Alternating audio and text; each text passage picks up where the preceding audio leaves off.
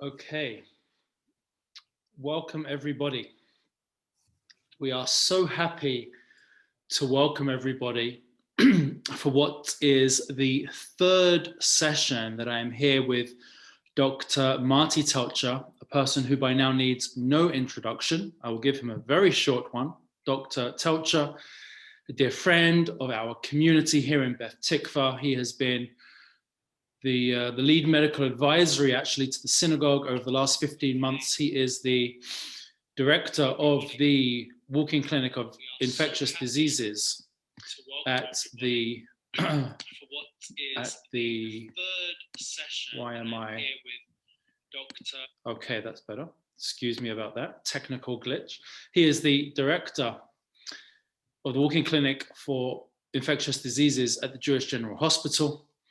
And perhaps most importantly of all, since we last spoke, I don't know if anyone is aware, Dr. Marty holds the Member of the Year Award at Congregation Beth Tikva.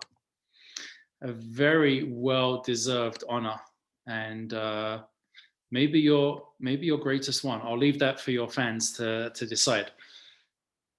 Marty, thank you for joining me here this evening. How are you, first of all? I'm very good, thank you. Excellent. Great. How are you? Baruch Hashem, great. Excellent. Healthy, feeling fit and strong. Let's jump straight in. We are today the 10th of June, 2001. Where do we stand? Where do we stand as far as Montreal? Where do we stand as far as Quebec and by extension Canada? Where are we up to in terms of the pandemic? Let's begin there, please. Sure. So Montreal and Quebec have had a very different experience than the rest of the country with respect to the third wave. There's multiple reasons why that may have been the case. But right now, Montreal and the rest of the province we're in a very good position. It's very encouraging.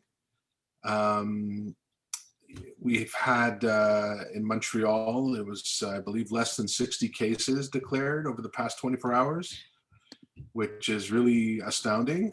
And the percentage of positivity on testing is under 1.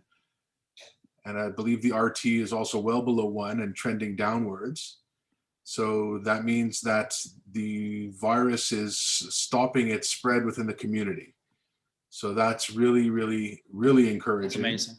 Yeah, and vaccinations, the rollout has been amazing, much better than probably the rest of the country in many respects.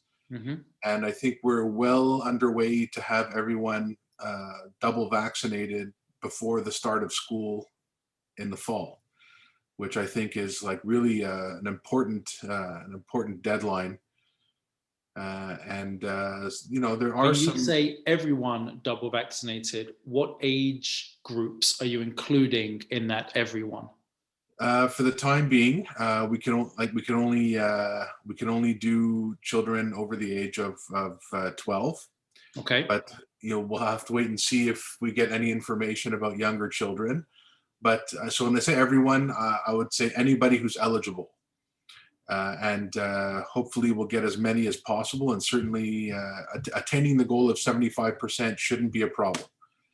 I was not intending on going to children in this discussion so quickly, but now that we are on the subject, do children 12 and under, in your opinion, require the vaccine? I think it would be a good idea, mainly because that is an age group. I think children 0 to 18 are probably a significant reservoir of the virus.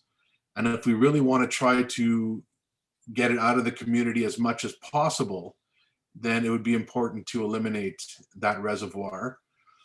Children do get sick from this. They obviously don't get as sick as adults. We know that. There's no debating that. And they do transmit, and they probably transmit with less efficiency. But we also know that on some occasions, children unfortunately have a delayed sickness. The unfortunate MIS-C, the multi-inflammatory syndrome of children, which is really unfortunate. And there are children who have had, post-COVID syndromes.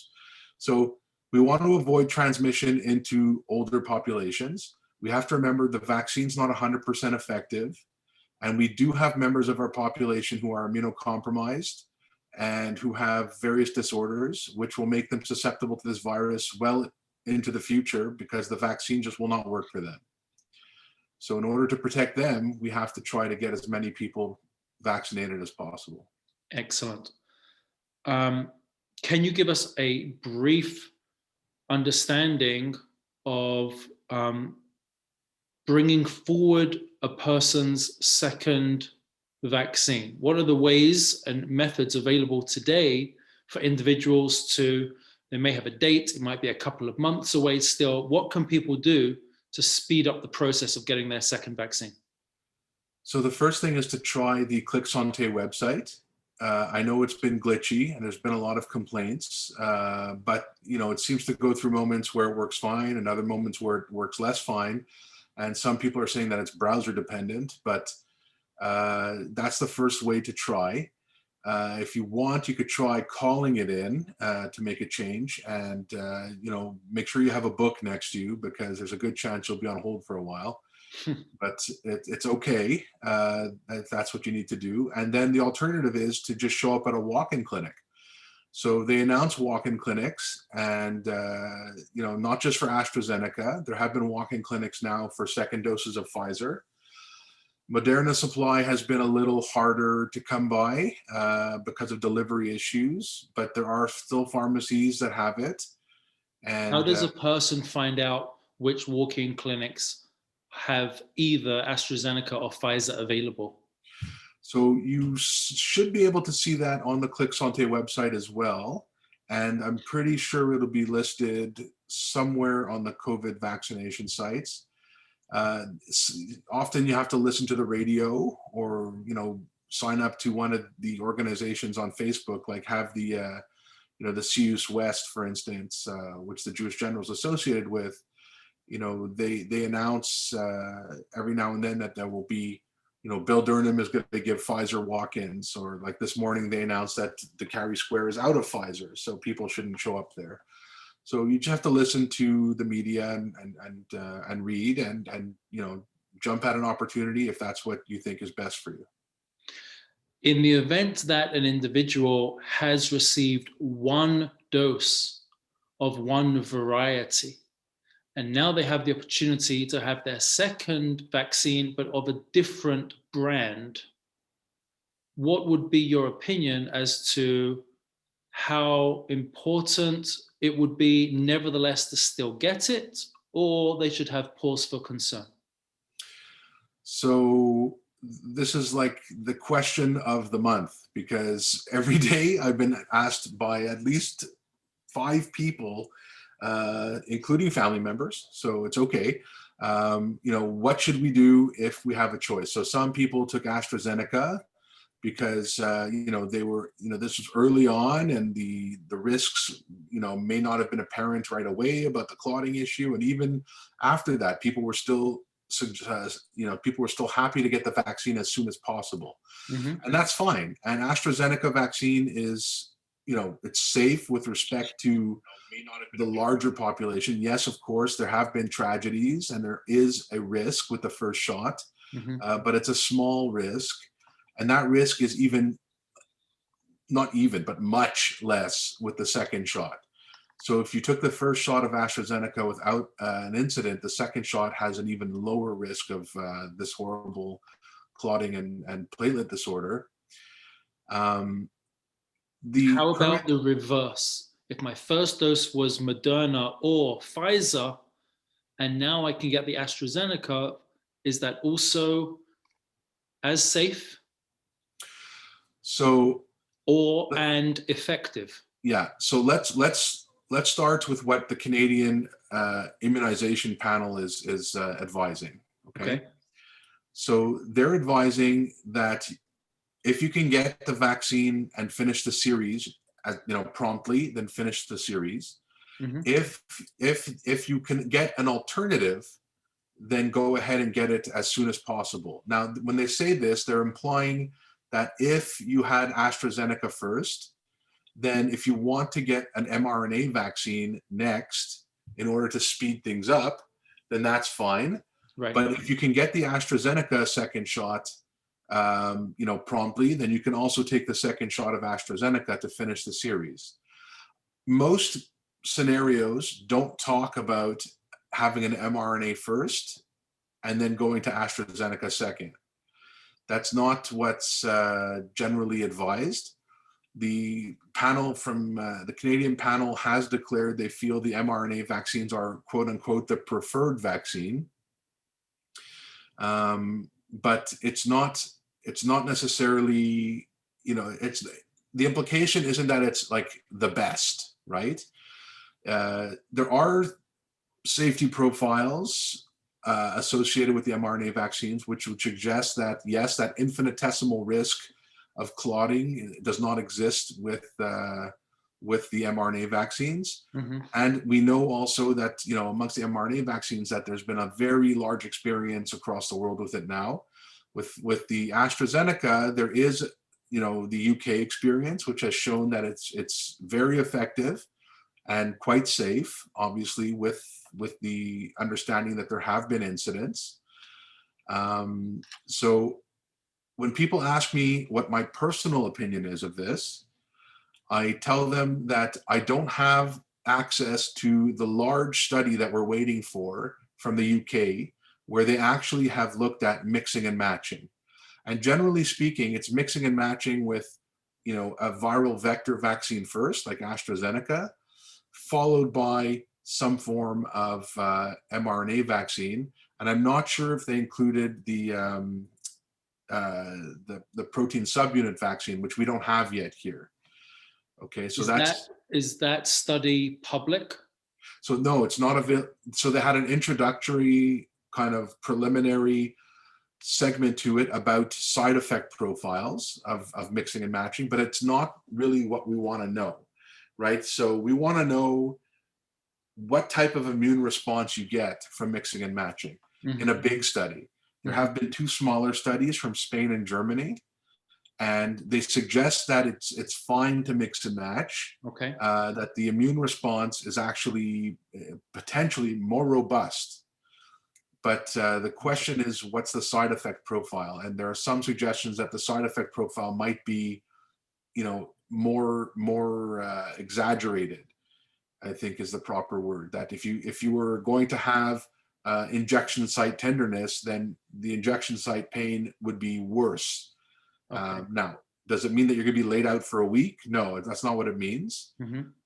But I'm personally waiting for this next big study before I tell anybody that it's like totally okay to mix and match. When do you think that's going to be published? We're expecting it any moment. The deadline for that was supposed to be June, and we're getting almost to the halfway point, and we're waiting to see where that lands. So we're all eagerly anticipating that. Okay, thank you. That's very interesting.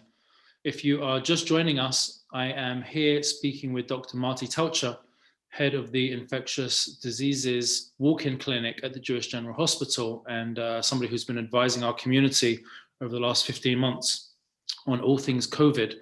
My next question for you is, let's say an individual has their first vaccine dose. How safe are they? How free are they to continue life as normal? To what degree do they still require to wear a mask? To what degree do they feel that, could they feel that they have no need anymore to have any of the precautionary measures that they might have been behaving with prior to the vaccine? Yeah, so there's, it's not a straightforward answer. The first part of the answer is that the first dose of an mRNA vaccine generally will give you protection, in a population sense. It gives the population studied a protection rate between 50 and 90%. I don't quote the Quebec government's 93% number, which was basically, a mathematical gymnastic. It wasn't based on real world anything. It was based on extrapolating subsets of data. The original study showed that it had 54% efficacy in the study population.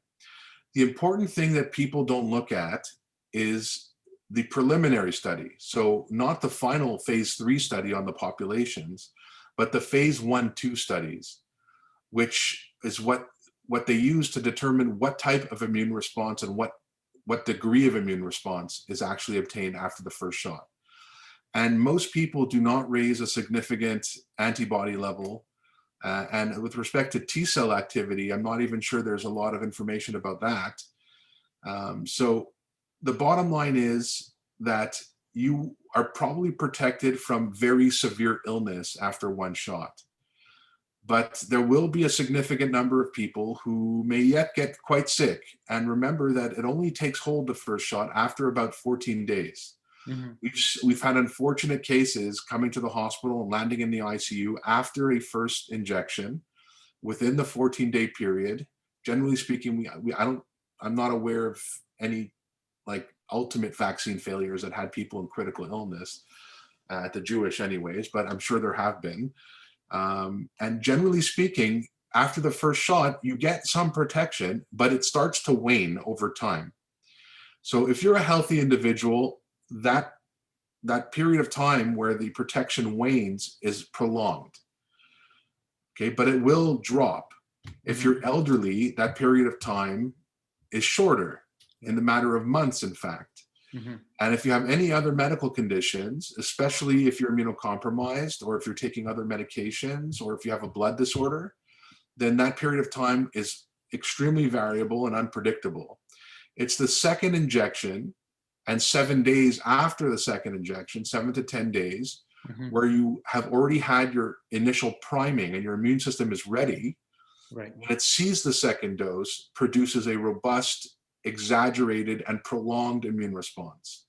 And that's what we're looking for to reduce the rate, not just of protection for yourself from critical illness, but protection from perhaps infection in some people and the ability to decrease the transmission of the virus.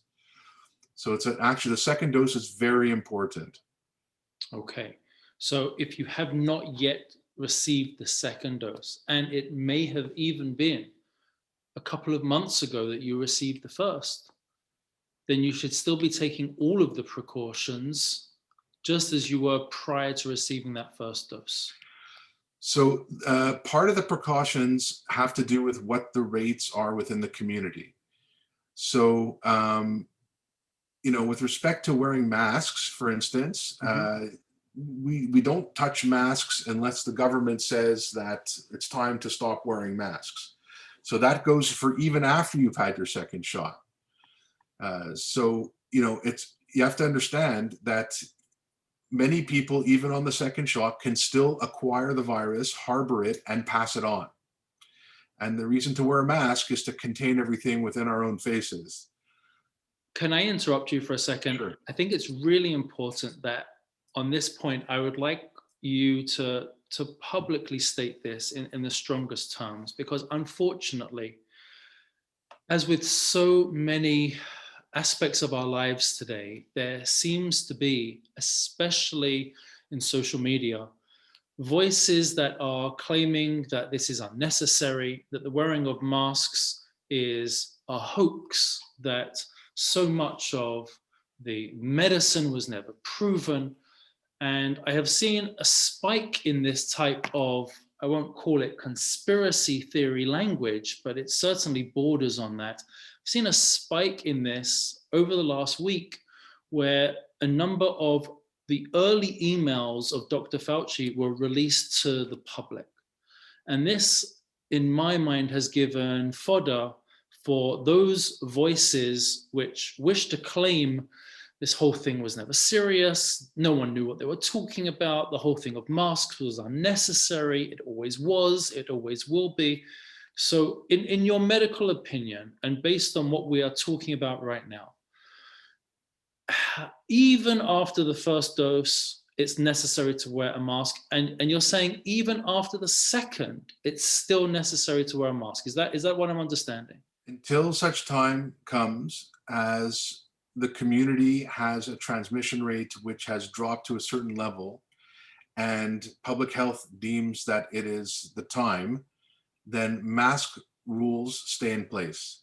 And that is to make sure that we don't have spikes and that people can continue getting vaccinated, and we don't have, these blips, or worse, the starts of mini waves or larger waves leading into the summertime.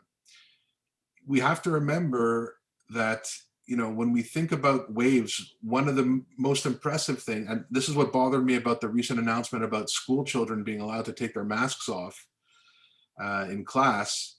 Yes, I understand it's sweltering in some of these schools. To me, if they felt they couldn't send kids to school because the classes were inappropriate, they should have said there's 2 weeks left, we're closing the schools down, period.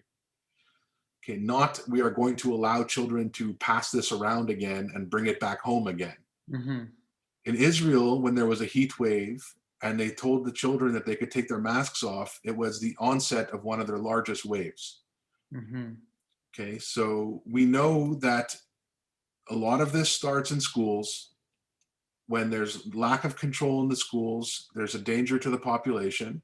The advantage we have now is that we have vaccination rates which are accelerating. So, with respect to masks not working, that's totally crazy. Okay, so I will state publicly as well that when this started, I stated that I don't think that masks are necessary, because I maintain that this disease is primarily transmitted by droplets. Okay, the airborne capacity of this virus is basically very low, except for situations where the ventilation is poor.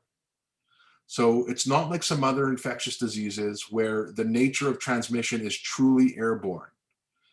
This is a disease that, when in the right circumstances, can become aerosolized and transmit to people at a distance, and usually not that far. So it's usually not like an entire room that would get infected. It's usually people who are the closest to the source. So wearing masks is something that has protected infectious disease specialists for decades. And I could tell you that, when someone comes into our clinic and they're coughing, even before COVID, talking about the pre-COVID era, because now everyone's wearing masks, anybody with a cough or a sniffle had a mask put on them. Anybody with active tuberculosis or suspicion of tuberculosis gets a mask put on them, because we know that it stops transmission at the source. And that's the point. We're not looking to protect ourselves. This was never about protecting ourselves. 20 masks put on your face, tightly sealed to your face, will not protect you unless it's an N95. Okay, so, yes, there might be a little nonsense about the multiple masking thing as a protective measure, but as a transmission mitigation measure, it is extremely effective. And it's been proven in community studies, and it's been proven in the practice of infectious disease for decades. Excellent. There's no reason why it should be different with COVID. Thank you. So important. So important. If you're joining us, I'm talking with Dr. Marty Teltscher, who is speaking about COVID, specifically after having received the first dose. And we are live on Facebook Live as well. We're going to go to a few questions from the community. And I encourage people, if you would like to, if you're following on Zoom, please write your questions in the Q&A chat bar. And if you are following us on Facebook Live, you can post messages onto the comment section.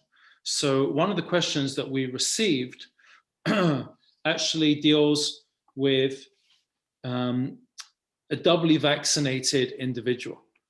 The question is, now that my parents have been doubly vaccinated, we're trying to get back to some sort of normalcy. What is the expected likelihood that someone that has been double vaccinated can infect someone if not wearing masks? So everyone is different, and the risk is not zero. But let me state clearly that everyone should not make their own rules, and they should continue to adhere strictly to public health guidelines. Mm-hmm. Which means that if you meet your parents, no problem with that, as long as you're in their backyard and that you are socially distanced and you're keeping the rules in place. Okay. Nobody should be going into someone else's house unless it's an emergency or you're servicing somebody. There's not supposed to be visits from different addresses. People who live alone are allowed to come to your house. But otherwise, it's still outdoor gatherings at a social distance, even if you've had 2 shots. Okay. So public health guidelines stay in place, and as we start going down the colors of the rainbow, and we have different rules sort of put away and other ones loosened up, then you can start having your meetings indoor. Okay. And a follow-up question: children that are younger than the age at which they can receive the vaccine, I'm not sure what that question is. Let me go to the next one. It is it a good idea or not for a doubly vaccinated grandparent to watch children if the children are not wearing masks? So the government grandparents babysit their grandchildren. Can they see their grandchildren if the grandchildren are not wearing masks? Yeah, so the government policy has been that grandparents should not be babysitting their grandchildren.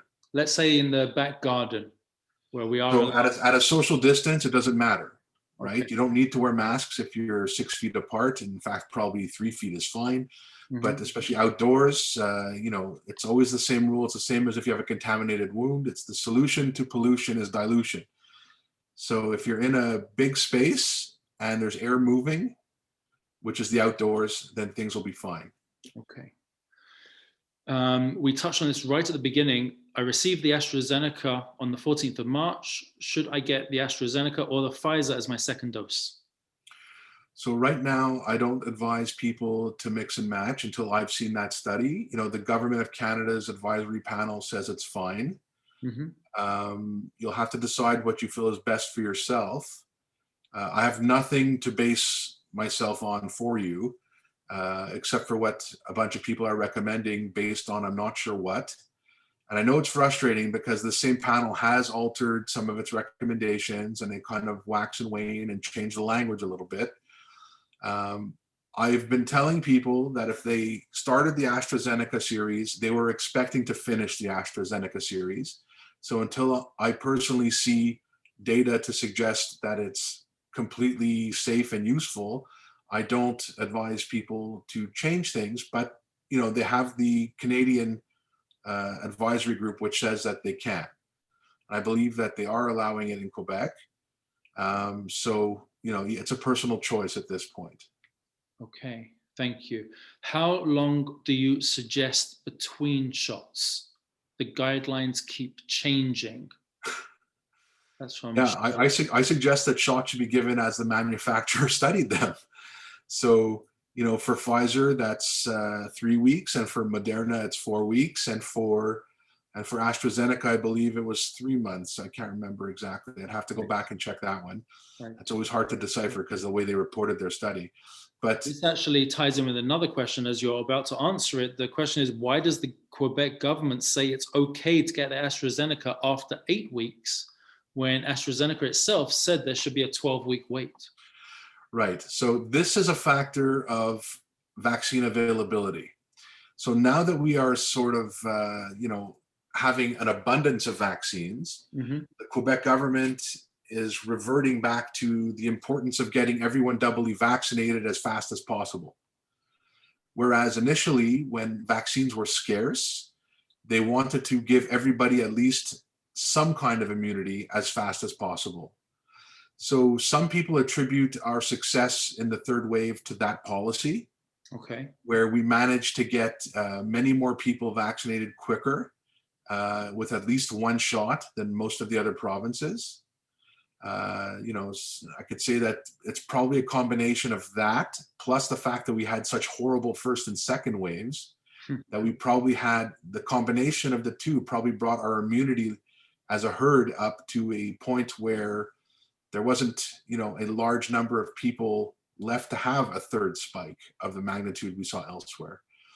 So, like I said, when the government came out with this, I said I'd be happy to be wrong about delaying the first shot, and it seems like they were right. And I'm very happy to be wrong if we're at this point right now. Mm-hmm. But don't be confused that it was the right thing to do, because they guessed and they were correct. So we all benefited from their luck because it was not studied. So where does that leave a person? Should they be waiting the full 12 weeks, or is it okay if it's been 8? It's fine. Get it as fast as possible. That's The the bottom line. AstraZeneca even. Just, I wouldn't get it like within a month, but I think Okay. 8 weeks is fine. And if it's available and the government's willing to give it, then just go ahead and do it. Okay, thank you. It's really, we want to get as many people through the vaccine series as fast as possible, because that's really the thing that's going to shut this down. A question from Tracy on social media. Can you speak to the logic about allowing crowds of people in a theater or a stadium, yet not being able to have people in our homes? So, If there is, that's tough. That's tough. And I get to be the armchair quarterback, because this is like a public health thing and a government thing. Infectious disease, we have the luxury of sitting back and criticizing these decisions. In some senses, it really makes no sense. And I think everyone could see that it doesn't make any logical point to have gigantic crowds getting together when you can't have people in your house. But we all know what happens in people's houses. And we all know that the rules tend to get bent, broken, and, when you're not in the public eye. Not everyone, but it happens. And there are definitely documented and undocumented cases of viral transmission, even when people were not allowed to be in each other's homes. Mm-hmm. People would come into the hospital and the stories would be, I was just over at their house for supper. We were social distanced, but I went and I was helping them cook in the kitchen, or we were eating from the same communal serving dish and whatever. Mm-hmm. So once you get into someone's home, the rules tend to get broken. And we're not talking about large spaces. So some homes are bigger than others. Some homes have better ventilation than others. And we're not talking about like an arena or a stadium, which are very big open air spaces.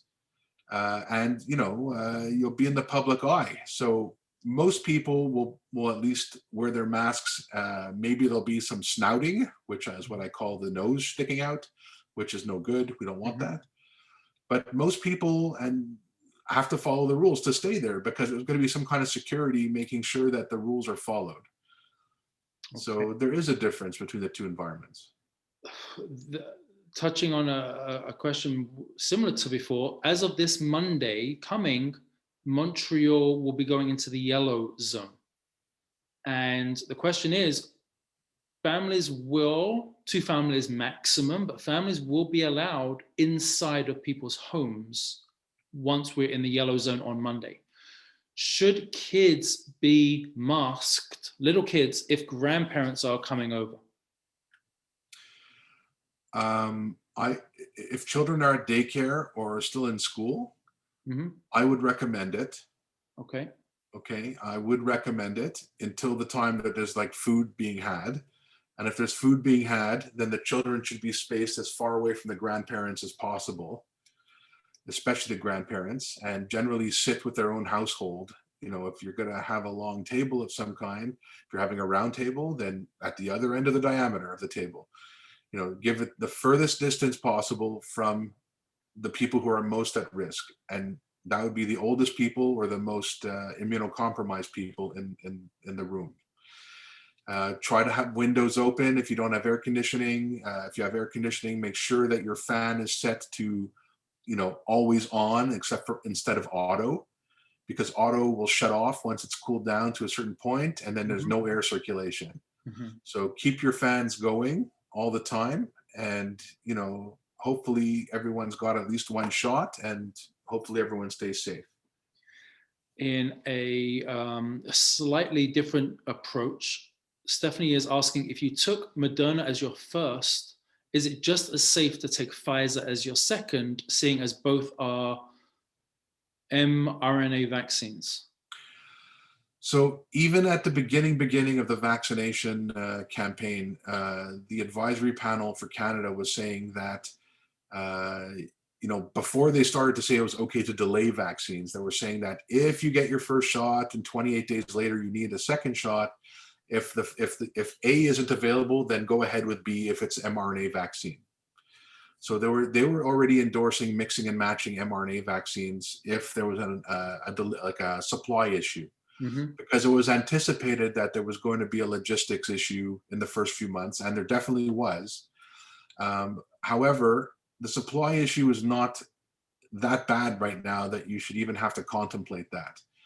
So you should be able to finish whatever you've started. Interesting. Okay, thank you.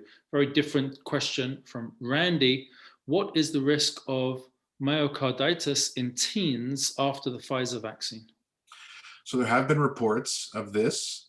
Could you explain, please, to our listeners what myocarditis is? Yeah, Layman's simple terms, please. Sure. So myocarditis is inflammation of the heart muscle. And often, if that occurs after a vaccine, it would be due to some type of immune reaction where the body might have started to attack itself. And this could be transient. Myocarditis is actually one of the prominent features of COVID, even silent myocarditis. This was one of the initial findings in a German study, even in the first wave, where they found that up to 80% of people had some type of cardiac involvement that was MRI declarable, even if they didn't have symptoms. So there is something about this virus that does that. And there have been cases of myocarditis, even in adults, not just children. And what the rate is, I wouldn't even begin to guess, because as far as I know, there have been cases reported, but that it's not extreme. So we're still waiting to hear about what's going on with that, to be honest. But to date, I haven't seen anything that makes me apprehensive about having my children get a second shot. So when I heard the first shot was available, we went to a walk-in clinic right away, and both my sons who are eligible, they both got it. And until I hear something that makes me second guess it, they're going to get the second shot, hopefully in 2 months. But right now they're scheduled for 3. Interesting. Okay, thank you. Question from Shelley: is there a difference between the AstraZeneca and the mRNA vaccines vis-a-vis protection from variants? Do we have any of those studies available to us? Yeah, so some of the studies have shown that the AstraZeneca vaccine may not be as potent against the South African variant, for instance. That's the real gap there. Okay. But it's not even clear if that's really the case. Like, this is something that would have to be studied way longer into the future. So, there was an outbreak of the South African variant in Abitibi, of course, because that's exactly where people go from South Africa. But that's where there was an outbreak in Quebec. And when that happened, the Quebec government chose not to send AstraZeneca there. They explicitly sent mRNA vaccines because there was concern at the time. With 2 shots of these vaccines, it's pretty clear that most of them will give you decent protection against almost all the variants. But you know what else protects you from the variants? It's abiding by public health policies. That's the most effective protection against variants. I knew you were going to say that. Another question that is coming in. I heard that Quebec said that they will extend the manufacturer's expiry date of AstraZeneca. Will the efficacy be the same? Yeah, the first time I heard about this was after I had a huge discussion with my uncle. And anyways, we came to the conclusion that he should just finish his AstraZeneca series. And then he's like, well, what if they change the expiry date? I'm like, what do you what are you talking about? It's a bit of a weird thing to do, but usually that What requires, does that mean? I'm sorry. yeah, Break that down yeah, for our listeners, because sure. it's not clear to me. What does it mean that the government can extend a manufacturer's expiry date? Yeah. So as we know, just like if you're going to get a pack of cottage cheese, there's an expiry date on that cottage cheese, which is the best before date. Okay. But 99% of the time, it's going to be fine to eat that well into the next week or two. Okay. Okay. So it's similar with medications. So medications often have expiry dates, and the expiry dates are regulatory things which are put on to guarantee a certain level of potency or that certain compounds remain unchanged during that period of time. It doesn't mean that it's no good after that time. It's just that that's what they got approved for in their submissions. So it's possible to study the medication and see if it's intact beyond that time. And usually Health Canada has to approve that. So to my knowledge, if a government is doing such a thing, it means that Health Canada has given the green light to do so, which means that they verified it. I can't speak for the Quebec government and happily don't have to. But I haven't seen more about that yet. But if it bothers someone to have something that may have been extended, then they shouldn't take it. They should take either an AstraZeneca, which is not quote unquote beyond their best before, or go for another vaccine. You have to be comfortable with what you're putting in your body. That's the bottom line. It's been the whole story of COVID has been risk tolerance. Mm-hmm. So if you're not happy with the risk that you're accepting, then you should find a way to make it acceptable. That's so important. That's so important. A different question. What is the estimate of the population?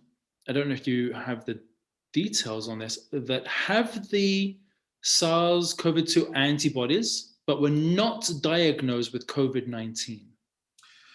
So there were two studies. There was actually three studies, because there's two that came out at the same time earlier on by Héma-Québec and the Canadian Blood Services. Mm-hmm. And then there was a more recent one with Héma-Québec.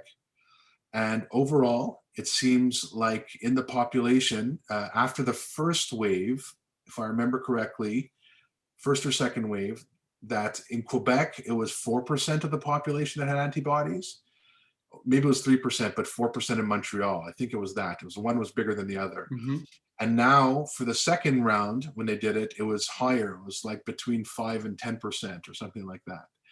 So there's a significant number of people that have not had illness from this. And we knew that that was the case. Right. That the overwhelming majority of this is going to go asymptomatic, and that the worst case scenarios are probably somewhere between 1% and 5% of everyone who gets infected.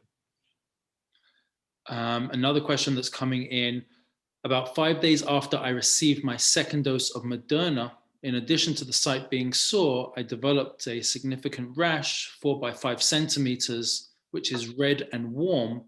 Is this a normal expected side effect? Can't say for sure. If it's still there and bothering you, you should definitely get it checked out. Some people can have delayed reactions, both as allergies or as a standard immune response to any type of new antigen. Mm-hmm. So it's a different type of allergic response. It's usually what we call a type 4, or a delayed hypersensitivity. Mm-hmm. And sometimes there could be a low-grade infection. We do puncture the skin. It's very rare to get an infection during an injection site, but it happens. Okay, thank you. If you're tuning in, I am speaking with Dr. Marty Teltscher, head of the walk-in clinic of infectious diseases at the Jewish General Hospital. Question from social media: are we more informed at this time about what can alleviate the symptoms of long haulers? Unfortunately, there's no good answer to that. There's such a heterogeneous group of presentations. Yeah. There is a lot of ongoing research about that. I know there's a very intense research project going on at University of Montreal, and at the Jewish they have clinical services now for people with post-COVID type syndromes. Yeah. And the most encouraging reports came out, was it a month and a half ago, where they were talking about people who got their second dose of vaccine who were having post-COVID syndromes, whose syndromes just sort of disappeared after getting the full vaccine series. Right. So not sure why that would be, but it's an interesting report. Interesting. Another question that's coming in, I'm combining a couple of questions together because they're very similar. We're hearing about a third shot, maybe in the States. Will we have to get a third shot in the fall? What are your thoughts about that? I don't know if we're going to need it, but it won't shock me if it's recommended, because they are re-engineering the vaccine in order to cover some of the mutations and the variants. So in order to, deal with those issues, there's some talk about having a booster, whether it's late fall, early winter, or maybe even in conjunction with a flu shot. Right. So we'll have to wait and see what the recommendation will be there. People who have been doubly vaccinated getting together without masks outside, is that permissible? It's according to public health right now, it's permissible to get together without masks outside, even if you don't have vaccine. How about if you've been doubly vaccinated without masks inside? Right now, you're not allowed, because the policy is that no one should be inside someone else's house. As of Monday, when Montreal goes into the yellow zone, what is your opinion as to the safety of doubly vaccinated individuals coming together inside without masks? Again, if you're not from the same household, I would still keep your distance, but the safety factor there is as good as you can get, right? That's assuming that everybody who has a double vaccine is otherwise healthy, where the vaccine would work. So we have people who got 2 vaccines, and I could tell you that if, given certain circumstances, it's an unpredictable response. So just everyone has to remember that the efficacy was never reported as 100%. It was reported as 95%. And there's a reason for that. Thank you. Very important comment. Question coming in from James. If you've had COVID, how long are the antibodies good for? And the follow-up question then is, should you prolong getting your first vaccine because of those antibodies? Yeah, that's a very good question. And the answer is not clear.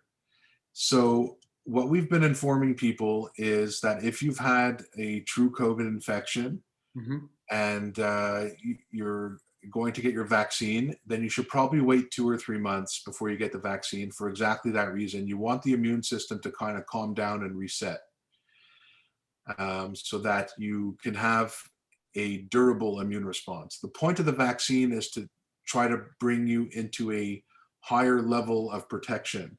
You don't know exactly how long you're immune for after having a true COVID infection. We guessed up front that probably it's 3 months or so. There's some evidence that it could be longer. And again, everyone's always been interested in antibody response, but T cell response is also probably very important. And, it's hard to say how long that response can remain, because those responses are typically extremely durable. Those are like the longest memories have to do with T cell response. But I would still recommend that everybody who has had COVID to get a vaccine series. Changing to a different subject, kids who are going to summer camp this summer, certainly it's important for their mental health and well-being. We know that teens have been particularly hard hit from the perspective of mental health. how safe would a summer camp environment be? I know there are so many variables that go into that, of course, but in Yeah. general, kids going to summer camp, safe, very safe, or worth the possible balance of all of the mix together? Yeah. So let's start at the beginning with that. So, I was a camp counselor. I went to camp many years, and I know that camp A plug is for like, Jewish summer. This is also a plug for Jewish summer camp. yeah, yeah. One I of was a the best, YCCer all the way, one of and the best things in ensuring Jewish continuity, pride, and Jewish identity. But Jewish summer camp, that's another conversation for another Zoom meeting. yeah. So you have to. Okay, so summer camps are places where things get passed around. Point final. Mhm. Okay, Right. can't have. I know they're going to try to do their best to And keep not just the bubble. Cheerios at breakfast. Things get passed around, and there's nothing you can do about it. Right. It's just because you're dealing with a rugged environment, and you're dealing with rugged humans. So that's just the way it is, and there's nothing we can do about it. Can we make it safer by putting certain mitigation measures in place? Yeah, sure, we could do that. But it has to be a balance between making camp a worthwhile experience and making it like an open air quarantine zone, right? So I think everybody who is concerned about this needs to ask questions of the camp that they're sending their children to, ask to see the policies and the protocols that they're hoping to put in place, and there definitely should be. And if your child is eligible for a vaccine, then get them vaccinated ASAP, because it takes 14 days for that vaccine to kick in. And a lot of camps are going to start, July 1st or maybe even sooner. So, you can vaccinate kids who are older than 12. They should have a vaccine. Kids who are younger than 12, before going to camp, it's probably a good idea to have the sort of mini isolation period, maybe a more strict environment. Mhm. And, I think camps have a responsibility to make sure that there's screening of people that come into the camp, and how they do that is up to them. I have heard on a very different topic now that for those who are taking a flight, a PVC test is required within 72 hours of flying to prove that a person is COVID negative. Also heard, don't know if you are aware of this, that if you are to show up to the airport with a PVC test that was administered by a free government body, that would not be acceptable to the airport authorities, because currently there is a recommendation of not flying, and therefore why should the government pay for your free test when the government are the ones encouraging you not to fly in the first place? Have you heard of this? I have not. And are we talking about PCR tests? Sorry, I Yeah. miss PCR. Yeah. Yes. Okay. So PCR tests. Yeah.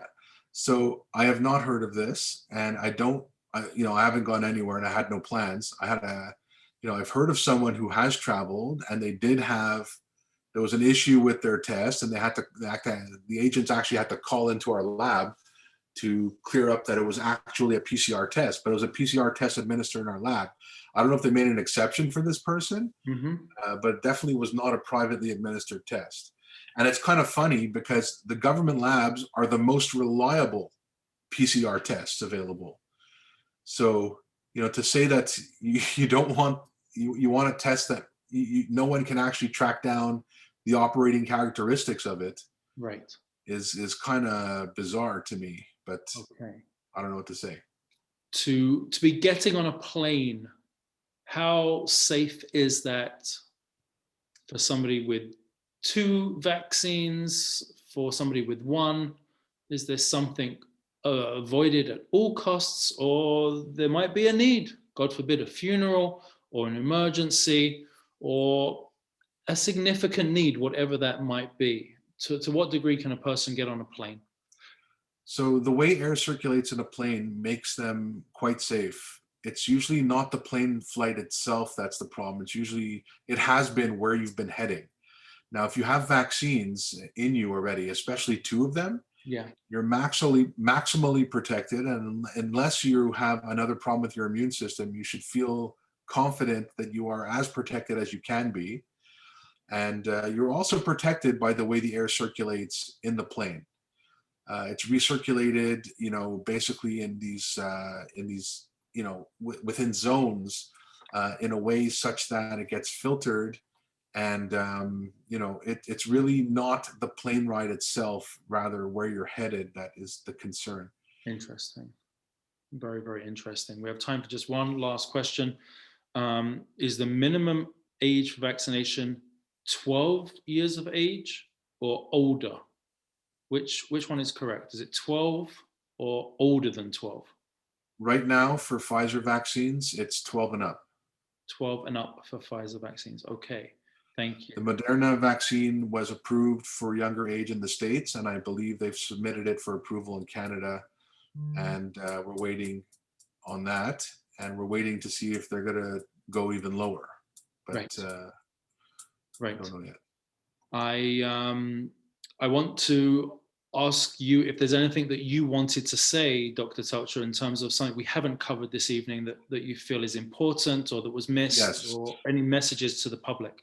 Yeah, there's one thing that I would like to talk about very briefly, Yes. which is people that are looking for testing and seeking antigen testing. So I've been saying for a long time, and it's been borne out in a most recent Infectious Disease Society of America guideline, which just came out, that antigen testing is extremely inferior to PCR testing.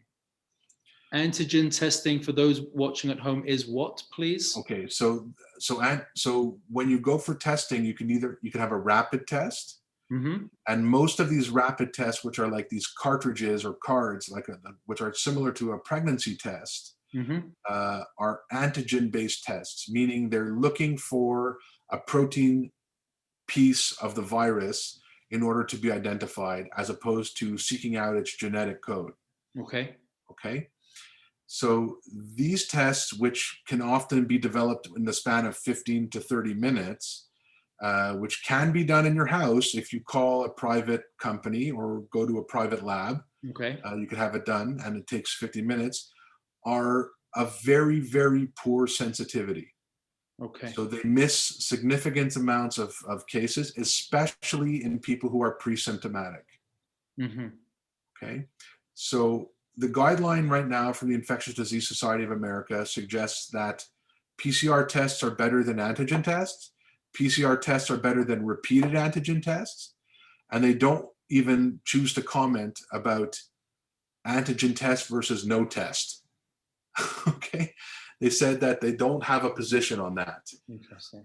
So even against no test, they don't want to declare themselves. There's operating characteristic issues with respect to the antigen tests and these rapid tests. And that is the real reason why, even though the public and various people have been screaming and yelling for rapid tests all over the place, that the government did not put this in place. The government of Canada bought large numbers of kits and threw them at the hospital, and the Quebec government threw them at the hospital and said, use these. And the microbiologists were like, no way. And then the government took them all back and gave them basically to corporations and schools. Now, the point of that is that if you use them on a regular basis 2 or 3 times a week, if you capture 1 or 2 cases which may otherwise have gone uncaptured, then it was worth it. Right? But you can't use it in a scenario where you're screening to avoid outbreak transmission. And it's definitely not the treatment of like the test of choice if someone is symptomatic and you're worried about active COVID. Okay. So, be very careful about what kind of tests you're purchasing if you're going for private testing or if you're hiring someone to come to your house. Okay. That's very important. Thank you. Thank you so much for that. I would like to take my hat off to you, really. Thank you so much. These updates prove so important, and clearly by the number of participants who are joining us here this evening, both on social media and on Zoom, and I'm seeing the comments from WhatsApp coming in, and on Facebook Live. Clearly, many people are benefiting from your experience, your knowledge, your understanding, the clarity with which you're sharing your wisdom with us. And thank you. Let me just say thank you. I hope we will not have to continue doing these types of Q&A. But I think we're close. Be a fourth one. I know you will gladly say yes. Should we have that fourth? But never a problem. But I think we're close. I think the fourth one, if we do it, we'll be in the same room together with scotch. Amen. Okay, I'm there. That sounds very good. Okay. That sounds very good. I don't know if you have any on your shelves. I'm looking on the shelves. It's hard. There's tequila back there, and just a mess. But, okay, it's hard to tell with those shelves. Don't look. It looks like it could be. I wish you well. I wish your family well. We should all be healthy and have a great summer. Thank you so much. No problem. Thank you.